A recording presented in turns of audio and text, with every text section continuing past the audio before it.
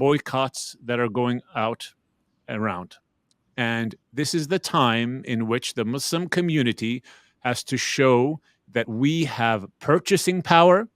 And if you are going to harm humanity, we will withhold that purchasing power so you're not making your millions and your billions of dollars.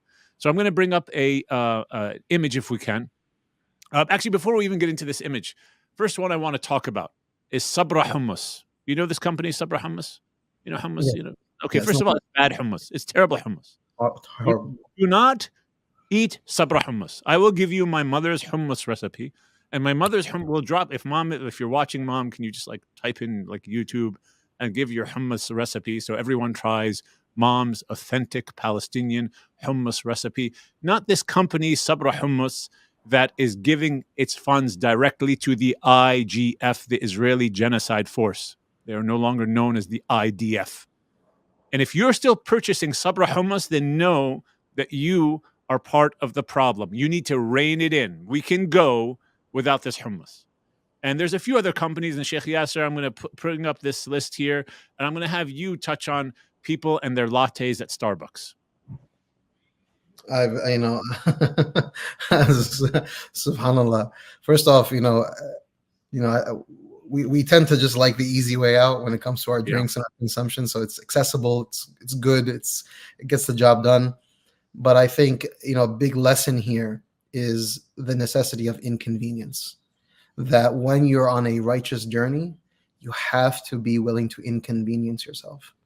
Something that's been on my mind lately is that for a lot of us, one of the problems that we have emotionally, even if not like philosophically almost, with what's happening in Gaza is because of how much it's inconvenient. Yeah. Like, I don't want to have to suffer this way. I don't want to have to see this stuff. I don't want to have to feel guilty. So we're going through these emotional, roller coaster rides because fitan are really inconvenient. They kind of, I like my lifestyle. I like my routine. Can't things just go back to normal? Of course. The Gazans, I'm certain, would want things to go to a place of normalcy. I don't know if they necessarily want to go back to normal because normal was never a good thing for them, right?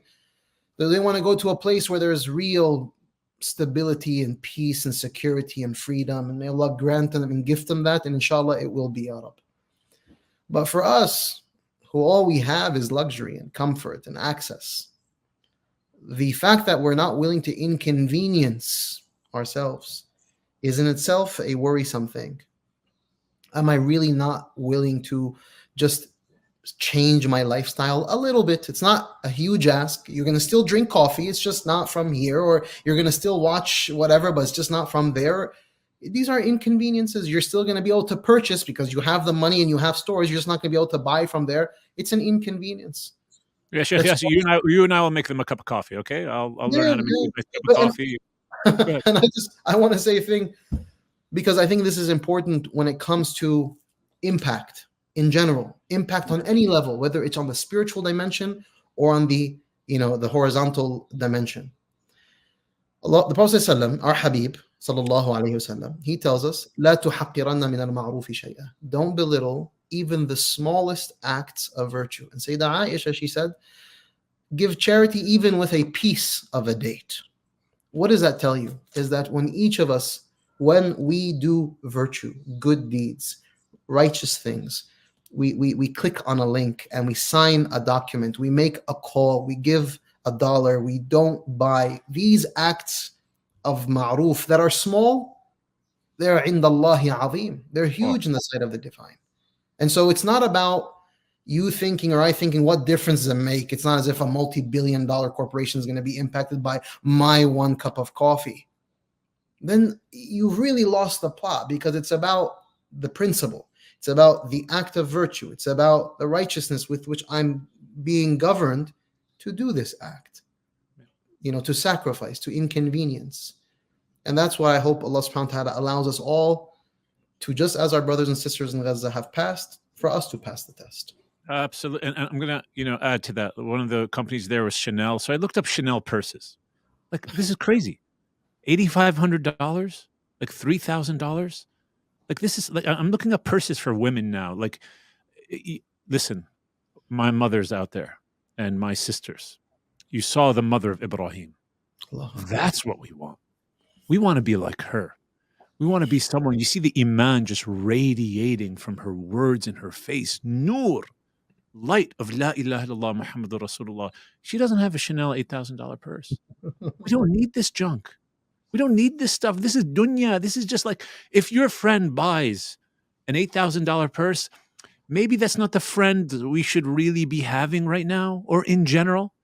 What we want to do with that money is use it in the way of Allah and His Messenger sallallahu ta'ala alayhi wa alihi, because the akhirah is real. And you and I are going to be questioned about everything.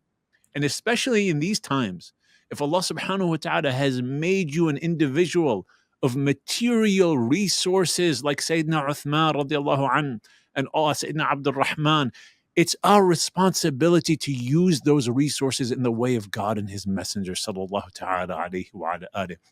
Gaza is a wake-up call for us that we are all returning to Allah. Let's get our affairs straight. And the beautiful thing about it is you're not going to do it alone.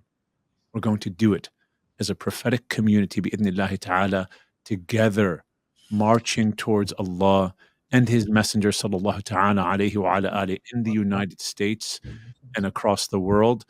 We've reached our hour time. I mean, I want to continue. We have more, but inshallah, if you are finding these beneficial, bi'idhnillahi ta'ala, the first thing I want you to do, please, is to make dua for Shaykh Yasir and myself, that Allah subhanahu wa ta'ala gives us tawfiq, that Allah subhanahu wa ta'ala gives us blessings, that Allah subhanahu wa ta'ala makes everything that we do for His sake.